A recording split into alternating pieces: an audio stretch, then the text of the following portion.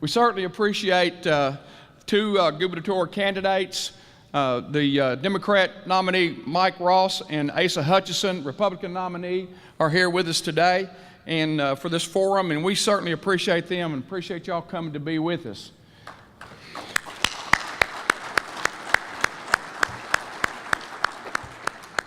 We're looking forward to your plans, if you're elected, on how that you will handle agriculture issues and rural issues in the state of Arkansas, and we're looking forward to that today.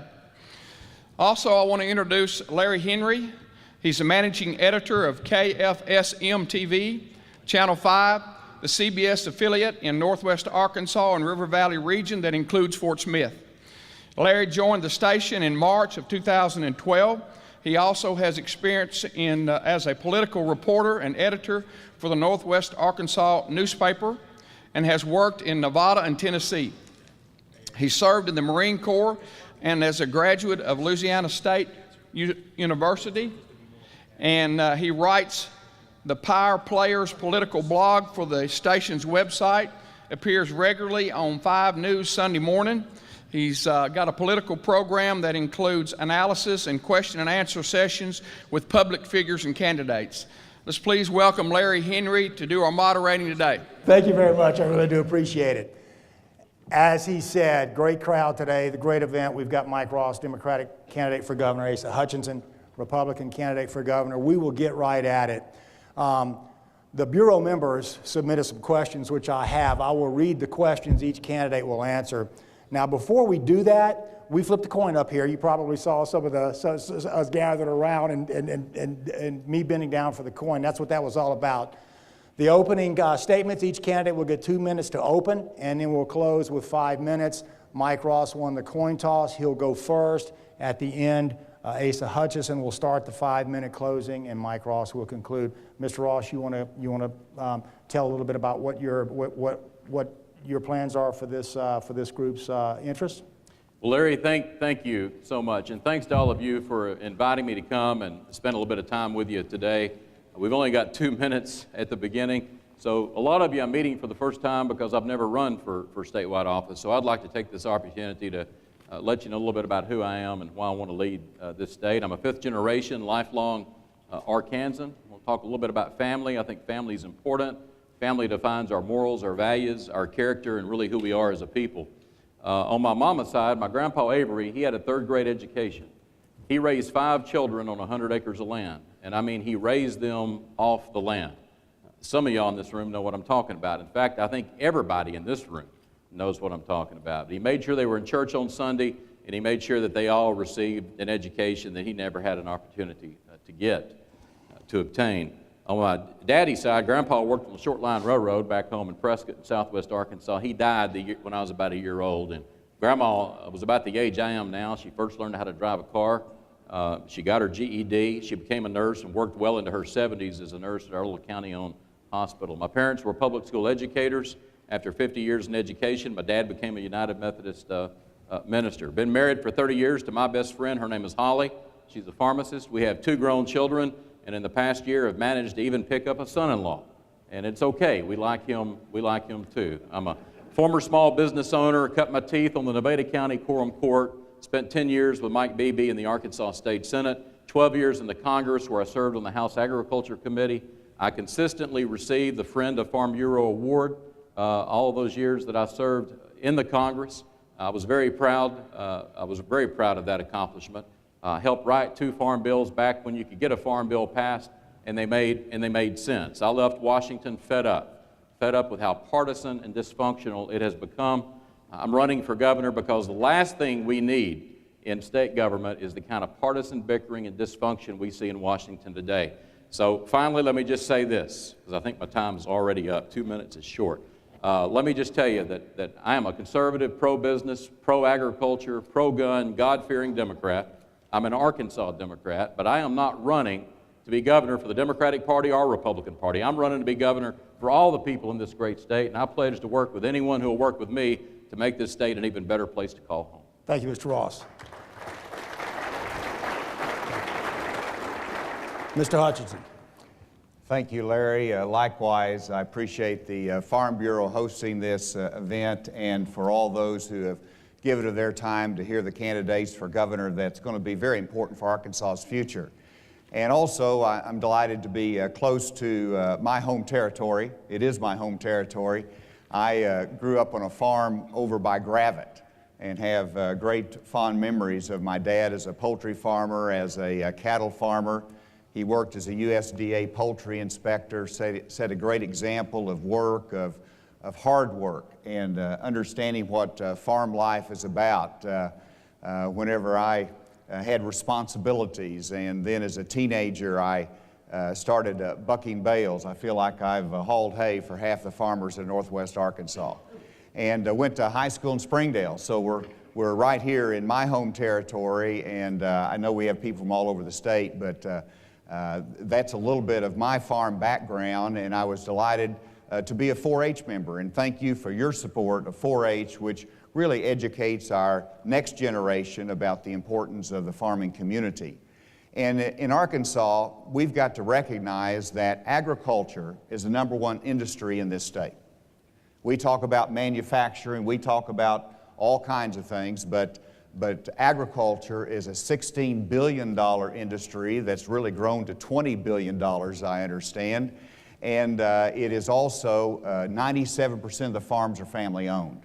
I have that background. I recognize the importance of what you're doing in agriculture to our economy. And finally, let me just say that we have 75,000 acres that were flooded in Monroe County. I want to express my concern and heartache that goes with those farmers. 25,000 of those acres are still underwater. So I hope that's something we can look at long term as to how we can relieve that flooding more quickly than it's receded. Thank you. Thank you, Mr. Hutchinson.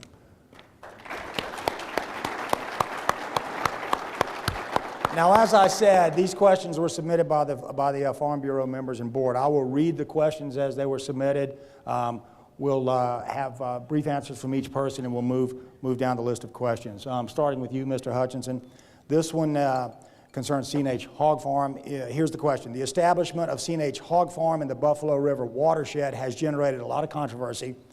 What is your position on C&H? What, if any, permitting requirements do you think are necessary? And do you think permits for poultry production or dairies should be changed? Do you believe Arkansas livestock entities, hog, poultry, cattle, should be restricted to a certain size? And if so, what factors should determine the size limit? Well, the most important thing we need to recognize in reference to the farmer of C&H Farms, the hog farm, that the farmer did absolutely nothing wrong. The farmer went through the permitting process, followed all of the rules and regulations, followed it to the T, and received the permit that the Arkansas Department of Environmental Quality issued to him. And so the farmer should not be penalized for doing his job and following the law. Secondly, we all cherish the Buffalo River, and I will not let anything happen that will jeopardize the purity of that stream and what it brings to the state of Arkansas. So the governor has increased the testing of the Buffalo River and the surrounding streams that go into it to make sure there's not any harm from the hog farm that's in existence there.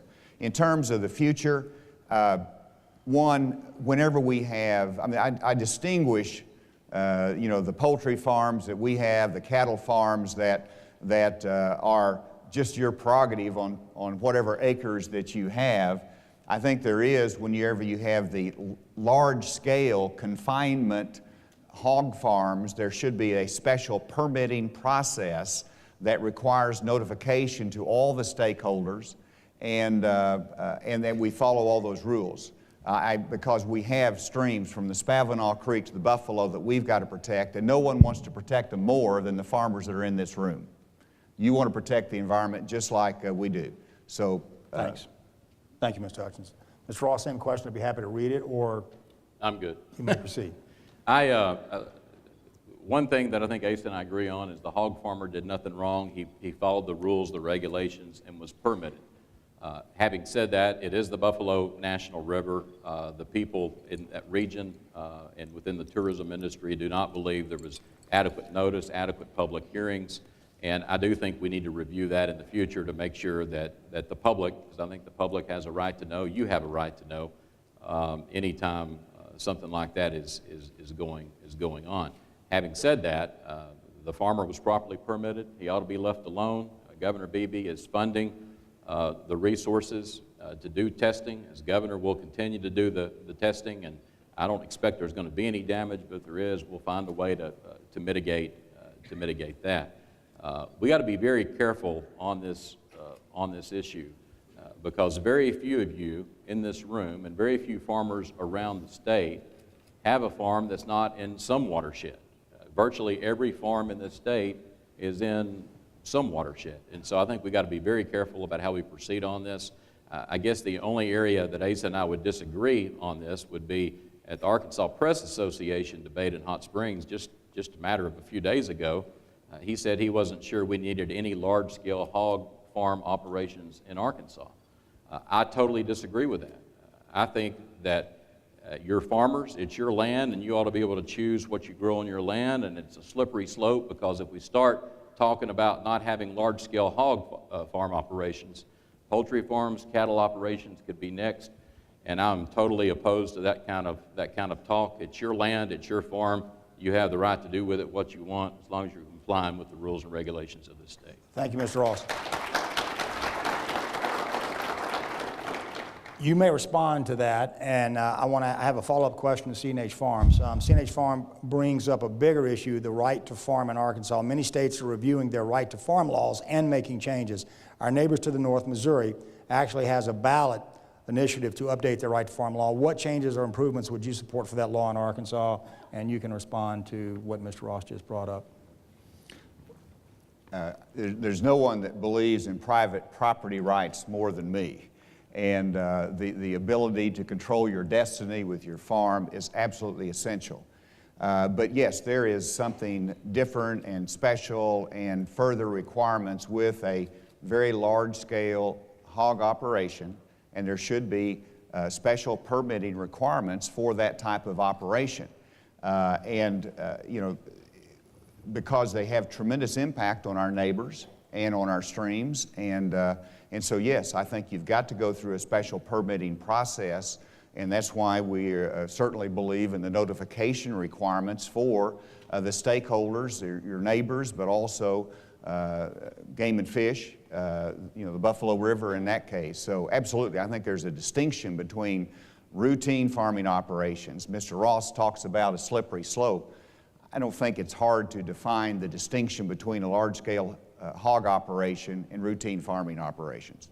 All right, Mr. Ross, same question about updating, reviewing right to farm laws. You want to respond to that? I think we've got good right to farm laws in Arkansas for the most part. Our state government gives you a good letting alone. It's the federal government and the EPA and all these other issues that I have joined y'all and stood with Farm Bureau in fighting over the years during my time in Congress that causes you the most heartache.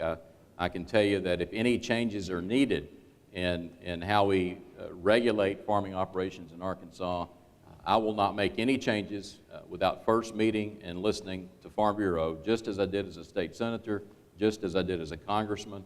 And I just want you to know that my door at the governor's office will always be open to the Arkansas Farm Bureau, and I will listen. All right, switching topics. You first, Mr. Ross. Energy is an important issue for all Arkansans, but especially for the agricultural community. Propane availability and cost was a major issue in the winter of 2013. New proposed EPA rules would basically outlaw coal-fired electric plants in Arkansas. Agriculture needs energy to be productive and survive. What are your positions on these two specific issues and energy in general? Mr. Ross first. Well, I served on the House Energy and Commerce Committee in the Congress. I voted against cap and trade. I think it's the wrong direction. Look, it especially punishes Arkansas more than surrounding states. Why? Because we've done the right thing and have expanded our energy mix over the years to where we now have more natural gas. And as a result of having more electric generation from natural gas, the federal government now tells us that we need to reduce our carbon emissions in Arkansas by 5% when we're only putting out about 1% of the nation's carbon emissions. Secondly, this 30% reduction by 2030 that the President is calling for, it doesn't make sense, because basically if we accomplish that, we will have reduced the carbon emissions in the world by about 1%. We're coal heavy in Arkansas in terms of energy production. We've got about a 225-year supply of coal left in America. Instead of turning our backs on it, we need to continue to find ways to clean it up. That's why I supported the new coal plant and its construction down in Hope, near my hometown. And I can tell you it is now the cleanest and most efficient coal plant in the world. Why? Because it's the newest. We need to continue to invest in technology and continue to find ways to clean these things up, but we do not need to turn our backs on them. And what they're trying to push down on us from Washington won't do anything significantly to reduce carbon emissions, but I'll tell you what it will do. It will increase your electric bills, and that's why I oppose it. Thank you, Mr. Ross. Mr. Hutchinson, same question. I'd be happy to reread it. This is a very important issue, because if these new EPA regulations that impact our utility industry in Arkansas go into place, the utility rates for each farmer and each residential customer will go up. And we don't need that in our farming community. Mr. Ross mentioned the coal-fired generating plant down near Hope. That is with the highest quality of environmental regulations and scrubbers, meets all of the EPA standards until this president imposed the new standards, and that up-to-date modern facility is now out of date. And we have to spend hundreds of millions of dollars more in technology to bring it up to the new standards. President Obama went to the Congress of the United States and said, give us more power to regulate coal. Congress did not do it. He bypassed it by imposing the regulations himself. As governor of Arkansas, let me make it clear, I would be bringing our folks together, and we would be fighting the EPA regulations that have been proposed that adversely impact Arkansas and raise your utility rates. I would be fighting that. And right now, you've got, really, it's open for public comment, and our state needs to be filing opposition. We rely heavily on coal, and even though we have natural gas, even though we have nuclear, we're dependent upon coal. We've worked hard to make it clean. We do not need to turn Arkansas back, and I would be opposing those new EPA regulations. Thank you, Mr. Hutchinson. To you, this question. Again, these are questions submitted by the Farm Bureau and board members, membership and board members on agriculture in rural Arkansas. Next question to you. In return for the Farm Bureau's support in removing the sales tax on groceries, Governor Beebe promised Farm Bureau he would veto any attempt by the legislature to remove agricultural exemptions on sales taxes. If elected governor, would you be willing to commit to the Farm Bureau a similar level of support in retaining those existing agricultural sales tax exemptions? I recognize, particularly with the propane costs that have gone up this last season and the fear that we're going to have high propane costs this next year, you've got to look at all your input costs, and part of that would be the danger of having sales tax on some of your agricultural input costs that's had the exemption. I would continue, I promise you, I will continue to support the exemptions that have been historic and that agriculture has had from the sales tax. And now, let me talk about my priority is reducing the state income tax in Arkansas and the high rate that we have so that we might grow more economically. And so I'm not looking at expanding exemptions. I'm not looking at doing, my highest priority is to reduce the high income tax rate in Arkansas, because that helps everyone who's in the middle income category in this room. Thank you. Thank you, Mr. Hutchinson. Mr. Ross, same question. I'd be happy to reread it. I've got it. Let me be clear. For 10 years in the state Senate, I protected your agriculture sales tax exemption, and as governor, I will continue to stand up and fight for you and protect all the sales tax exemptions that we have on the books related to agriculture, period. I guess I should take this opportunity to tell you that I also have a plan for lower fair taxes. We have 6 state income tax rates in Arkansas, and yet 60% of the people are in the top 2 rates. 1 out of every 3 is in the top rate. Our top rate starts at $34,000 a year. It used to start at about $8,000 a year. The problem is that, it used to start much higher than that.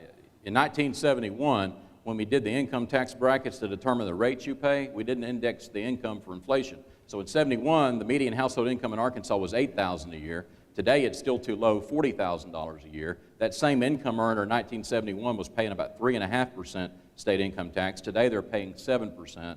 There's nothing fair about it, and I'm going to fix it. It lowers the state income tax for every Arkansan. ACE's plan only does it for part of the people in Arkansas.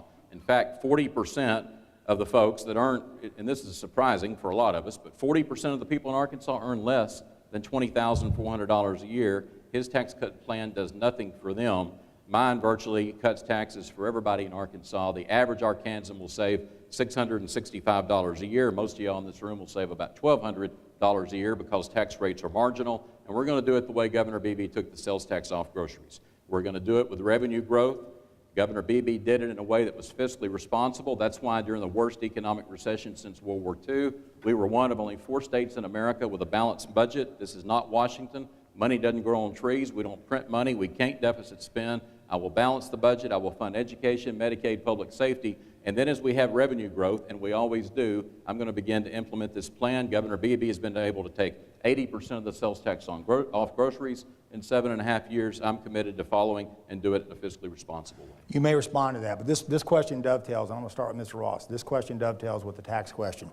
You both talked about your tax reduction plans, but this also includes some further nuance. States without income taxes always have higher property taxes.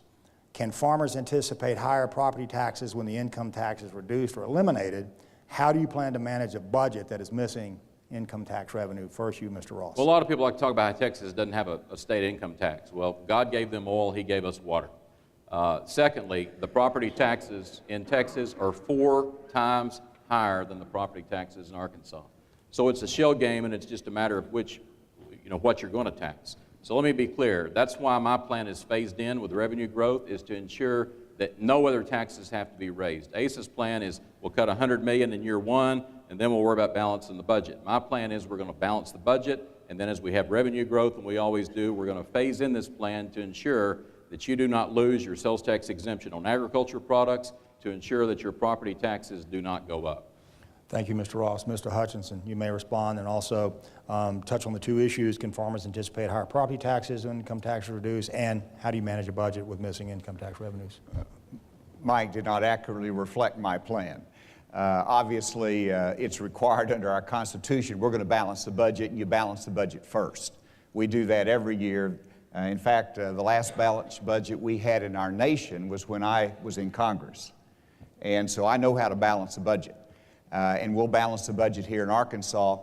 My tax plan is targeted toward the middle class. Yes, it's from those making from $20,000 in income up to $75,000 in income, and reducing their tax rate from 7% down to 6%.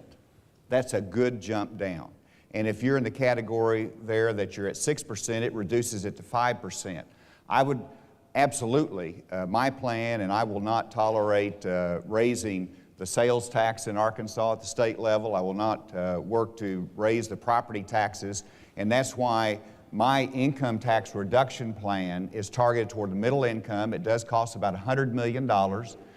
We can do that in year 1. It's a concrete plan, it's detailed, and once we grow our economy, then we can reduce it for our higher income producers.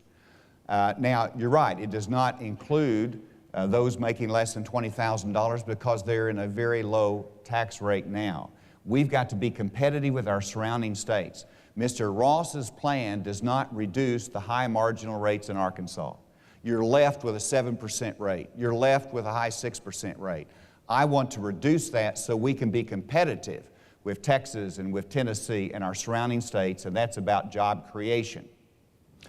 We have a list of questions we need to get through. If there's some response you need to make to what your opponent said, let's move through the questions, and you can summarize in your closing statement if you choose. Starting with you, Mr. Hutchinson, we're switching topics.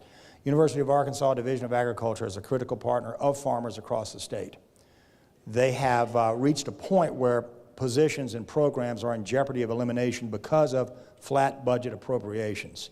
How can they ensure that their research programs and personnel are properly supported? the extension offices at the University of Arkansas do an incredible job. It's nice to go around the state and meet many of those, and how our farmers, small farmers, large farmers, really depend upon them. And the research that's take place at the University of Arkansas, but also at Arkansas State University, is critical to Arkansas agriculture. What is important in terms of our agriculture is continued investment in research so that we will be on the cutting edge of technology and production in our state, nationally. And then secondly, we need to make sure we continue to open more markets across the globe for our agricultural products. In terms of the university, it has been flat budget from state revenues to our universities. Many states in this recession have actually declined their funding of universities. My plan would be make sure that we maintain our commitment of funding to higher education.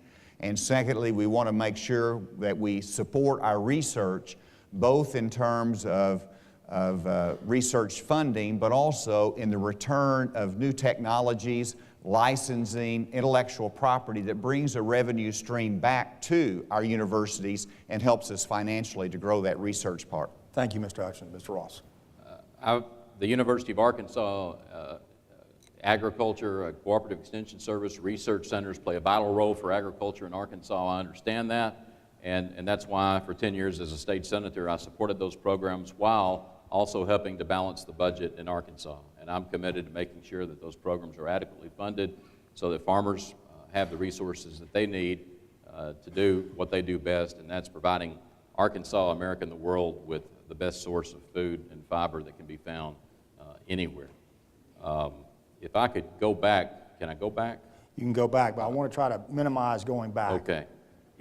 Let me just say that Asa misrepresented my tax cut plan. My tax cut plan, if you earn over $75,000 a year, saves you about $1,200 a year. If you earn over $75,000 a year, you save nothing under his plan. My plan also takes care of 40% of the working folks that earn less than $20,000 a year who work and pay taxes. His does nothing for that. Mine is phased in. His is all in year one. We're going to balance the budget first. I'm the real fiscal conservative in this race, and that's why I was proud to chair the fiscally conservative Democratic Blue Dog Coalition in Congress, where we've been sounding the alarms on the national debt and voting against these out-of-control budgets for the entire time that I was there. Now, I'll let you respond to that. I do want to minimize going back and forth. Let me go ahead and respond to that, and then I want to get on to that. We've got a full list of questions. We need to stick to the questions. Go ahead and respond to that, and we're going to move on to the questions. Absolutely. And in the first year of my plan, it's $20,000 to $75,000 of income that has your rate reduced. That's the first year. Mr. Ross acts like it ends there. But just like his plan, it's phased in over time. So then, as I said, as our economy grows, you can look at the higher income producers to lower their income tax rate as well. He said more than $75,000. His plan is going to reduce it, what, $1,200 or $1,600 a year? My goodness, that's if the economy grows that point. So it's pie in the sky promises down the road versus a very concrete plan for the first year that I've outlined. All right, let's go through the questions, and you guys, again, can hit on that in your summary. Next question. In today's environment, starting with you, Mr. Ross, in today's environment, access to a quality education is more important than ever. How can students in rural Arkansas have access to many of the same opportunities as their urban peers? What improvements do you propose to make Arkansas education competitive with the rest of the nation? And then if you would, talk about your plans for pre-K as a part of that proposal. Thanks, Larry. I have said I want to be the education governor. My parents, as public school educators from a very young age, instilled in me the importance of education and how it can open the door and create opportunities for people from all walks of life. You want to talk about poverty, hunger, homelessness, more and better paying jobs, crime, our overcrowding prison population in Arkansas. It all starts with education. And with our young people, I think we need to start sooner, finish stronger. I have a pre-K plan. Less than 50% of the 4-year-olds in the state are enrolled in pre-K today. Oklahoma has figured this out, where they have more than 75% of 4-year-olds enrolled in pre-K today. We know if you go to pre-K, you're less likely to repeat a grade, you're more likely to finish high school, finish college, be employed as an adult when others are not, and you're less likely to end up in prison. In fact, 80% less likely to end up in prison and less likely to end up on government assistance. Secondly, I think it is very important that we have a renewed emphasis on career tech. I still call it VOTech. You look at 100 ninth graders, 20 of them won't finish high school, 40 of them will go to college, 20 graduate college. What about the other 80? I think we need greater partnerships between K through 12, community colleges, technical schools, and existing industry, so that young people who do not choose college, they can learn a skill, they can learn a trade, they can get a certification, and in doing so, they can get a good paying job, and it also helps provide our state with that educated, trained, and skilled workforce that we so desperately need to attract the better paying jobs of today and tomorrow. That's why I want to be the education governor. Thank you, Mr. Ross. Mr. Hutchinson, education, addressing also pre-K.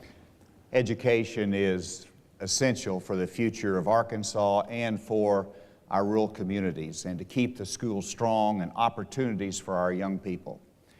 The last education governor that deemed himself as such, in my recollection, was back in the 80s when President Clinton, or then Governor Clinton, ran as the education governor. And that's fine to characterize it that way. I want to be the jobs governor. I want to be a focus on growing our economy and job creation in this state, because when you do that, you enhance funding for education. You enhance highway infrastructure. In terms of education, Mike and I agree on a couple points. Absolutely, we need to have a focus on career job skill training, both in our high schools and our two-year colleges. I've outlined a plan to do that. We both support pre-K education here in this state. Very important for giving our young people a good start in school. Right now we have a program in pre-K that funds it up to 200% of poverty. I support that. It has been flat funded. We need to increase the funding for that pre-K program. The difference is he wants to expand it up to higher income levels, $59,000, $60,000, that the taxpayers would pay for it. I believe that we ought to fund the existing program before we create new programs. And so when it comes to education, I'll just end with this, that one of the key opportunities for our rural communities is in computer science. I was very proud of Wynne, Arkansas, when I made this speech about computer sciences in high schools. They've developed a curriculum in Wynne for computer science in their high school. The problem is you don't get a math or a science credit, so who wants to take it? I'm going to change the law to get a math or a science credit for computer science, and my pledge is that computer science will be offered in every high school in Arkansas within 4 years. I think we may have a question later on about interconnectivity too. Let me start with you on this next question, Mr. Hutchinson. Copper and metal theft remains a huge problem in rural communities. How would you approach the problem if elected? Well, first of all, we need to look at enhancing the penalty for copper theft. It's an invasion of property. It's a violation of your property rights. Secondly, we have to recognize that much of this is related to the drug problems that we have in Arkansas. I want to bring my experience as former head of the DEA, as someone who has been engaged in the fight against illegal drugs for a long time nationally, to see how we can do things better in this state of Arkansas. I don't believe the right approach to illegal drugs is to say we're going to solve the problem by making them legal. I oppose the legalization of marijuana. I don't believe that's the right direction for Arkansas, and much of our property theft is related to drug addictions. And so we need to address comprehensively the crime problems, which I've laid out a anti-crime plan that includes more funding for our parole officers, secondly, for our drug treatment courts that are alternatives to incarceration, and yes, we're going to have to make sure we have adequate prison space as well. Thank you. Mr. Ross, copper and metal theft problem. First, I would work with the Arkansas Farm Bureau and other interested parties on this. There's already laws on the books. I think they need to be fine-tuned or tweaked. I think when people are selling copper, there needs to be a better reporting system to determine whether it was stolen from your farm, and that's something I would push for. I've got a crime plan for tougher, smarter sentences in Arkansas. I hope you'll read it at MikeRoss.com. I'm proud of my plans as it relates to reducing crime in Arkansas and making sure that repeat offenders are serving longer sentences. We've got to get tougher on them. We've got to get tougher on gun thefts. We've got to get tougher on aggravated residential burglary. I think that's something that everyone fears. And at the same time, for some nonviolent first-time offenders, we got to think about, is our current policy making sense where we send them down to prison and spend $25,000 a year on them? When what a lot of them need is drug treatment and drug testing. They need a GED, they need a job skill, and they need to get to work like the rest of us instead of costing us $25,000 a year. I understand this issue, and that's why 65 of the 75 county sheriffs in the state, along with Governor Beebe, have endorsed my candidacy for governor, and I'm humbled by that. Thank you. Starting with you, access to health care in rural Arkansas is an important issue for the Farm Bureau. Members, what is your plan to maintain or improve health care services in rural Arkansas, Mr. Ross? This is a very personal issue for me because we lost the hospital in my hometown in the mid-90s, and I don't wish that on anyone. Shortly after that is when the federal government came up with a critical access designation as part of Medicare, and so we've lost very few, if any, rural hospitals since that implementation. The best way we can save our rural hospitals in Arkansas is through this bipartisan Medicaid private option. And let me tell you, I voted against Obamacare. It's H.R. 3596. You can look it up. I was one of 3 Democrats that voted to repeal Obamacare.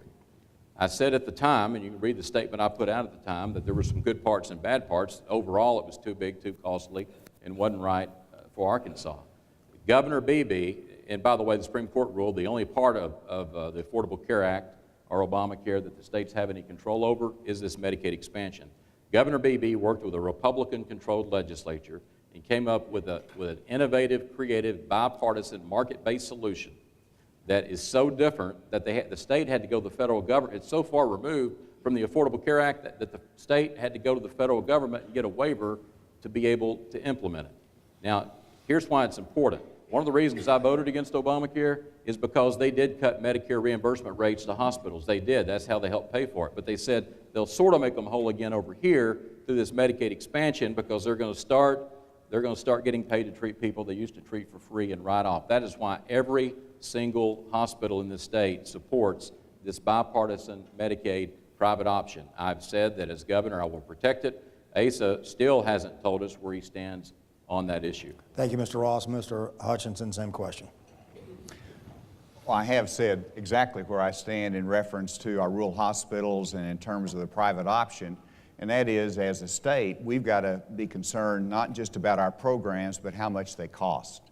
And so I think it's important as I look at the budget next year that we look at the 10% that the state will eventually have to pick up of this Medicaid expansion called the private option. How much is it going to cost, and can we afford it as a state over the long term? Clearly, it's helping our rural hospitals. We want to make it work, but I have a responsibility to balance budget and to look at the whole thing. Mr. Ross talked about his opposition to Obamacare, and he did ultimately vote against it. Let me tell you, when I was back in Arkansas while he was in Congress, I saw what was happening in the committee system. And in the committee, the Commerce Committee on which Mr. Ross served, he cut a deal with the president so that it would advance national health care through the committee, and it got to the floor. Ultimately, Obamacare passed on a Senate bill that came over. Now, the challenge is he voted against Obamacare, but whenever it was in committee, he had a chance to kill the whole national health care debate, and he didn't do it. He made a deal with the president, and it was really a worse deal. It included a public government option, and it was an individual mandate that makes everybody buy insurance. It included what he voted for in committee, employer mandate. All of this hurt our health care in Arkansas and led us to the problem we are today. We've got to deal with it. In rural health care, we need to make sure that we maintain our critical access care hospitals that are important in our rural communities. We want to make sure that we have our primary care physicians available in your communities as well. All right, I do want to minimize going back on the same issue, but you may respond to that. Thank you. Asa is talking about, we vote on thousands of bills in Congress. He's talking about a different bill 8 months earlier. Nothing could be further from the truth. I did what a congressman's supposed to do. One, there was never a deciding voting committee. It was a totally different bill 8 months earlier. Secondly, I came home and had numerous town hall meetings. I listened to the people. They told me they were against it. I was against it. I announced in September that I'd be voting no. The vote didn't occur until March, because the next thing he's going to tell you is that I was given a pass, that they didn't need my vote. Well, if they didn't need my vote, I announced in September I was voting no. Why'd they wait till March to have the roll call on the vote? This is the same dirty tricks they used against me in my 2010 re-election campaign when I received nearly 60% of the vote against not one but two opponents. And Asa is telling you part of the truth, because he was in Arkansas part of the time, defending people like Brandon Barber. But he was also on a lot of those same airplanes that I was on Delta Airlines, on Northwest Airlines, flying to D.C. with me, except I was there as a member of the House Agriculture Committee fighting for you. He was up there as one of those high-paid D.C. lobbyists. All right, last response. We've got a full slate of questions, but I'm going to get us out of this. Respond to that, then we're going to move on. Are we having fun yet? That's the last one on this. Last one on this, then we're moving on. I left government service in 2005. And one of the things that disappointed me about Mike Ross's comment is that when he finally left Congress, he took a governmental relations or lobbyist job with one of the major utilities here in Arkansas. And so I just don't like us criticizing each other for things that he did, things that I did. I was a lobbyist back in 2005 for a year or so when I left government. I eventually came back here, set up a law firm with my son. And now he mentioned certain clients that I have that really, to me, crosses the line in terms of fairness and what ought to be engaged in the public debate. I happen to believe that people deserve a defense, whether you agree with what happened or not.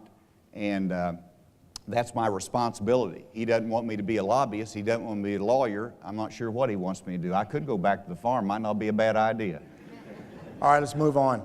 Again, you can address those issues in your summations. New question. How do you see, starting with you, Mr. Ross, how do you see agriculture's role in state economic development? How can agriculture be a more important partner in economic development?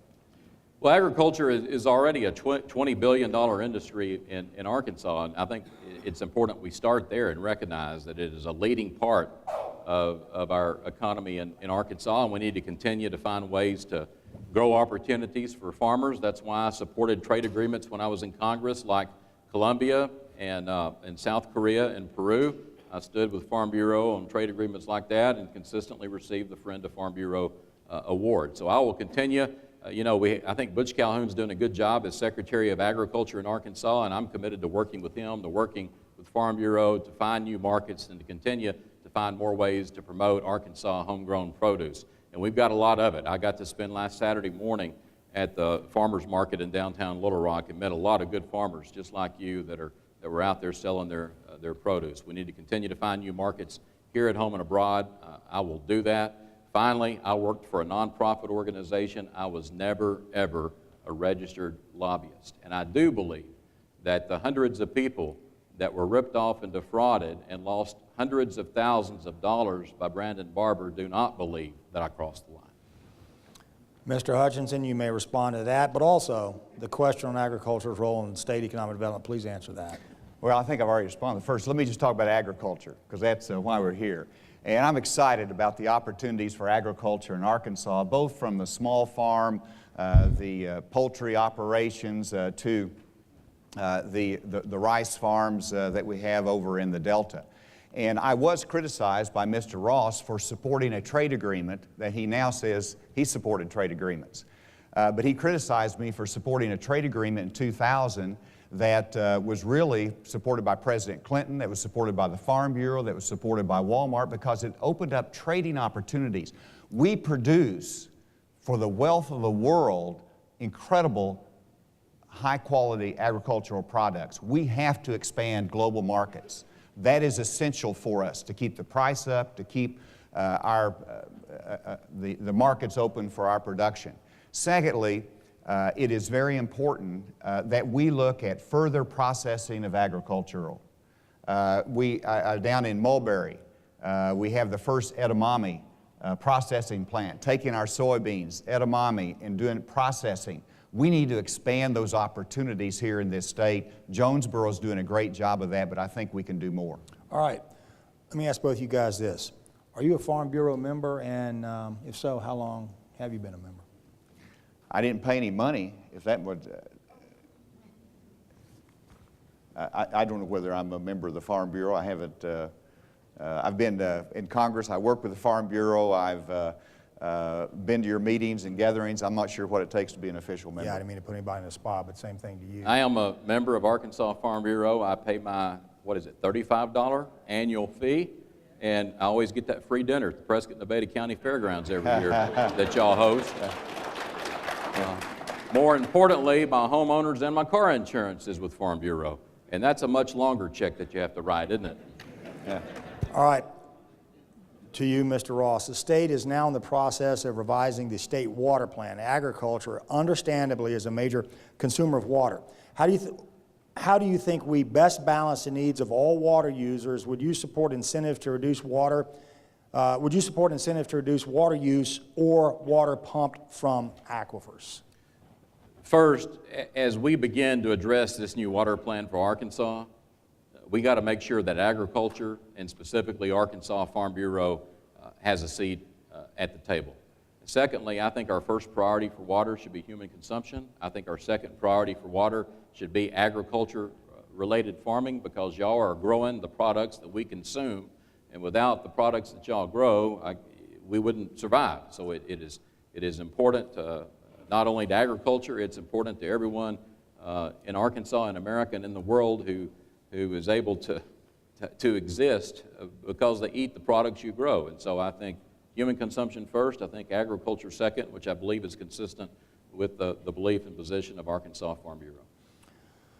Mr. Hutchinson, same question, state water plan. Be happy to reread it. No, I agree with Mike on this point that human consumption, and then secondly agriculture. I'm delighted to Farm Bureau does such a great job in representing agriculture, and you will have a seat at the table in my office as we look at the future water plans and have influence over this development. But agriculture plays a major role in our economy, as we've talked about, and water is necessary for that production. You all have done a great job in trying to reduce the downward trend of the alluvial watermark over in eastern Arkansas. We're doing a better job of managing our water for agricultural purposes and protecting it as well. It's a balance that we have to have in our state. You're a key player in maintaining that balance and priority. Thank you. Starting with you, Mr. Hutchinson, on a roads infrastructure question, highways. The state's infrastructure, such as highways and roads, are in dire need of repairs and replacements. With possible reductions in the state's income tax in your platform, how do you propose we address our highway needs? And an addendum to that, what do you see as the long-term effect with I-49? Where do we go with I-49? So first part, repairs, reduction in income tax, how do we address highway needs, and then I-49, what's its future? Sure. Well, I've been working on I-49 in terms of promoting it and trying to increase federal funding for that ever since I was the United States Congress. It's a critical arterial highway from north to south in our nation. But it's not just about that. It's also about our farm-to-market roads. It's about our access, even in Magnolia, to better 4 lanes so that you can have access to industry that looks at the closeness to a 4 lane as to where that industry is going to be located. And so continued infrastructure improvement, including highways, is very important for our state. You passed the half-cent sales tax that allowed us to do a great deal of work out there. We have more orange barrels in Arkansas now than we've ever had in my lifetime. And so we have a lot of infrastructure improvement going on, but long-term, 2 things. I hope that the federal government stabilizes the highway trust fund so that we can have a more reliable flow of federal highway money returned to Arkansas. We're sending it up there. It needs to be returned to us, and I hope they stabilize that fund. Secondly, I hope that we in Arkansas can look at working together with higher education and others to see if we can better fund our highways so that we can do more contributions from the state level. But that's a long-term project. After we complete we got to see how much we can get done with our current half-cent sales tax. Mr. Ross. When I was I-49. in Congress, I chaired the I-49 Congressional Caucus, the I-69 Congressional Caucus. I'm proud of the progress we made on both of those. We still have a long way to go, and it is a real challenge, not just for Arkansas, but all of America. Just a few years back, we had a transportation bill, and for new interstate construction, there was about $6 billion in it for all of America. It would literally take $6 billion just to finish I-49 and I-69 in Arkansas, with nothing being done in the other 49 states. So it's going to continue to be a challenge. I don't have all the answers. We got about $20 billion. Arkansas is a large state, and we've got more state highways than just about any state in America, certainly more on a per capita basis. And as a result, we got about $20 billion in road needs over the next 10 years. And we got about $4 billion in anticipated revenue to meet them with. It's going to be difficult, but I'm committed to working with Farm Bureau. I'm committed to working with all of you to figure out how we can do it without raising any taxes. And I believe we can find a way. I think there's more efficient. I think we can find more efficiency within the Highway Department. And like any other agency, we need to find and eliminate and reduce waste, fraud, and abuse. And I'm committed to doing that as well. But I don't want to make any promise I can't keep, because I'm hoping to win. And my mama taught me better than that.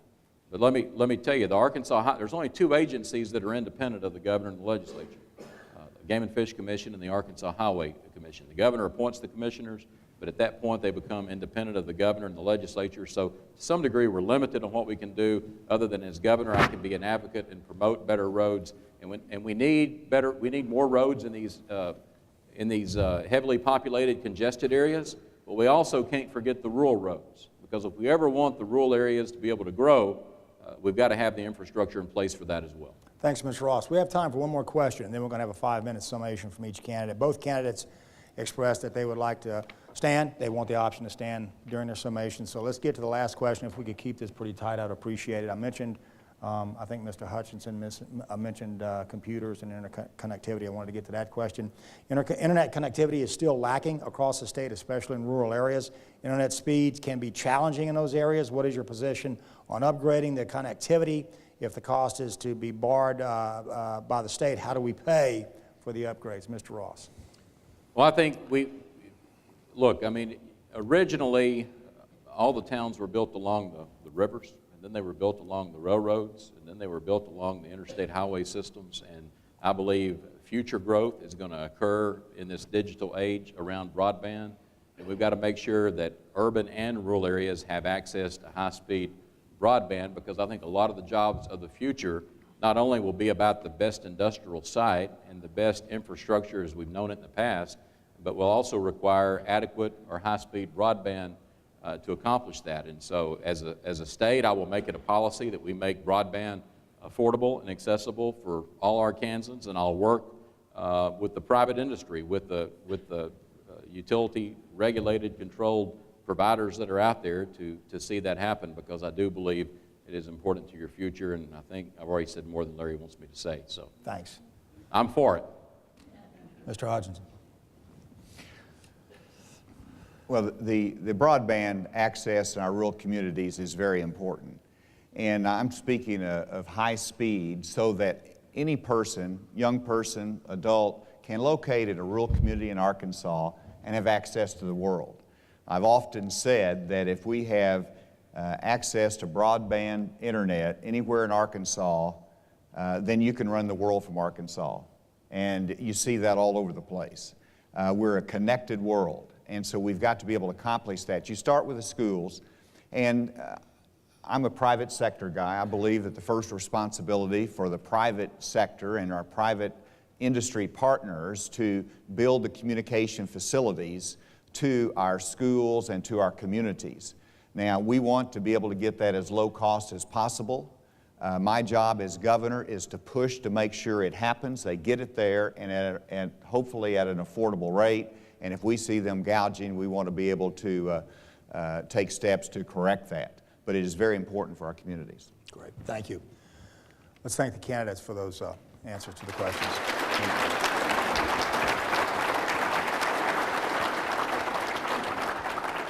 Now, we determined in a coin toss, as I said before we started, the order of the beginning and the summary. So in the 5-minute summary, Mr. Hutchinson will start. You may begin, Mr. Hutchinson.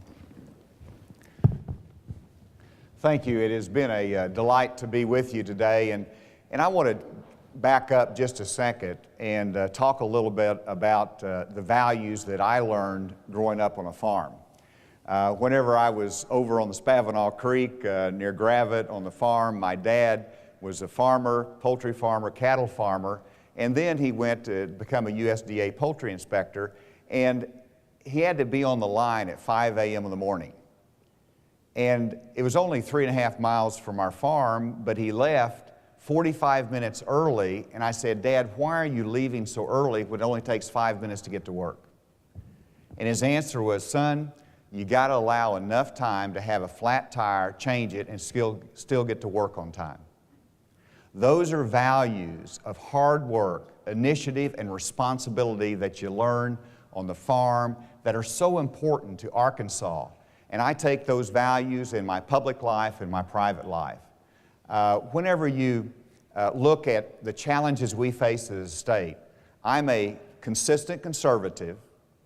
In other words, I believe in growing the private sector through less regulation and lower taxes and not growing the government sector of our economy. That's a conservative to me. I am pro-life, and that's a value that's important in our farming community to protect the unborn. I believe in the Second Amendment, and the NRA, whenever it was under attack in the greatest way, asked me to look at school safety nationwide and help to defend the Second Amendment. I took that responsibility. I think that is part of the culture of our rural communities. We have great opportunity in this state. Whenever you look at our agricultural community, I want to be able to open markets. As governor, we're going to continue research. We're going to have a Secretary of Agriculture that understands our commodity farming, and we're going to be able to promote it globally and continue the research to have the utmost, highest technology for our farmers. But I also want to be able to look out after our rural communities that are so important to our farm values. And I've mentioned the computer science that I want to have in every high school within 4 years. And just envision an Arkansas in which we have, if you just had 20% of the 30,000 graduates every year take computer science, that's 6,000 every year that would know computer coding.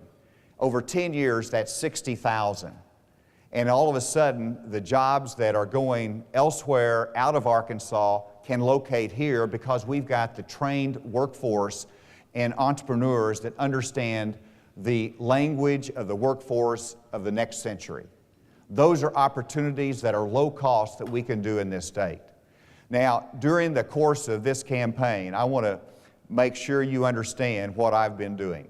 My office is just right across the road from, or close by here over in Rogers. I've had my office there in 2008. I practice law with my son.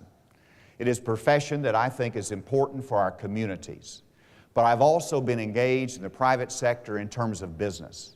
And I understand meeting a payroll, I understand balancing a budget, even when the recession crashes. And I understand frustration with Washington, D.C.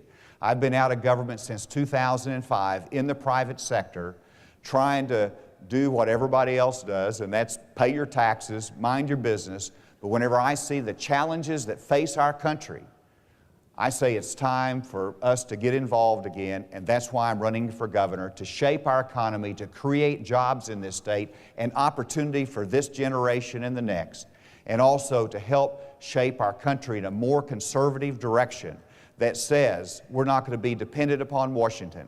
We're going to stand with great pride for America across the globe, and we're going to reinstill the values that farmers understand, but responsibility that we need to have. And finally, I think it's important when you talk about social programs, we need to have a safety net for those that are unfortunate. But I also believe our social programs should be an incentive for people to go to work and not an incentive for people not to work. Those are values that I will evaluate programs in Arkansas and the direction of this state.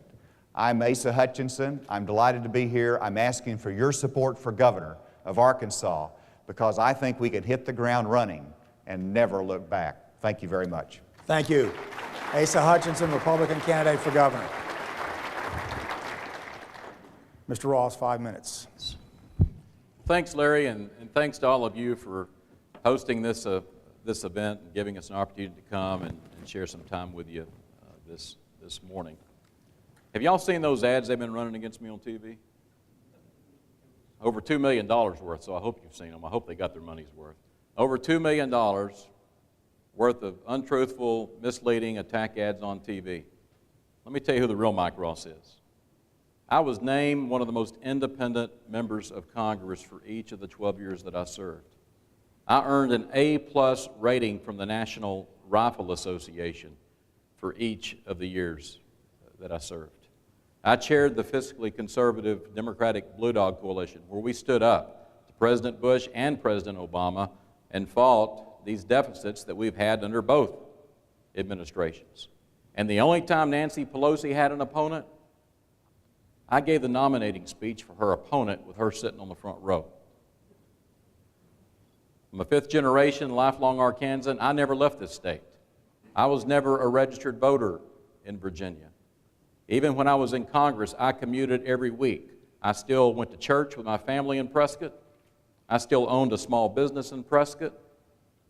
And I was home getting out in my district listening to the voters every weekend. If we had votes, I was in Washington. If we didn't, I was back home where the people are, listening to them, because that's an important part of the job and something that too many congressmen, they forget. They stay in Washington and they don't go home and they stop listening to the people. I never did that.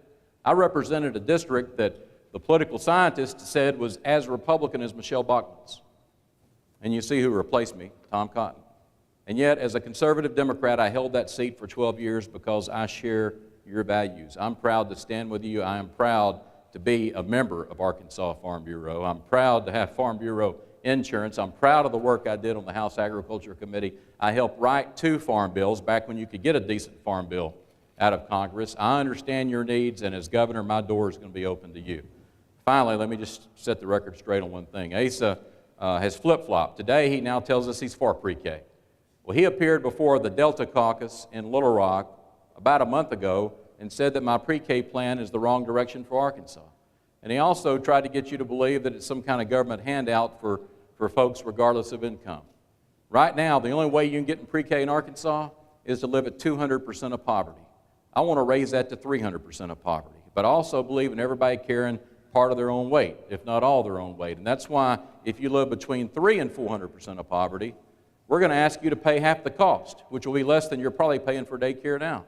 And if you earn over 400% of poverty, we're going to ask you to pay the full cost, which is about the same you pay for daycare now. So I'm not talking about any new government program. I'm talking about funding the program we got and making it available to every 4-year-old in the state, because if you're a parent or a grandparent and you've got a 4-year-old, should they really be denied a seat in a classroom because you're out there busting your butt and making more than 200% of poverty? Absolutely not. Under my plan, every 4-year-old in the state, if their parents want them in a public pre-K classroom, there will be a desk for them no matter how small the town is that you come from. My name is, and I feel very strongly about what I've said earlier about VOTEC for these folks that don't go to college, and we need to continue to make college affordable and within reach for more of our young people as well. I am a conservative, pro-business, pro-gun, God-fearing Democrat. I humbly ask for your vote and your support on November the 4th, and if you'll give me the opportunity to serve as your governor, I promise you this, I'll do right by you. Thank you, and God bless. Thank you. Mike Ross, Democratic candidate for governor. Remember, the election is November 4th. That concludes today's program. Let's thank the candidates.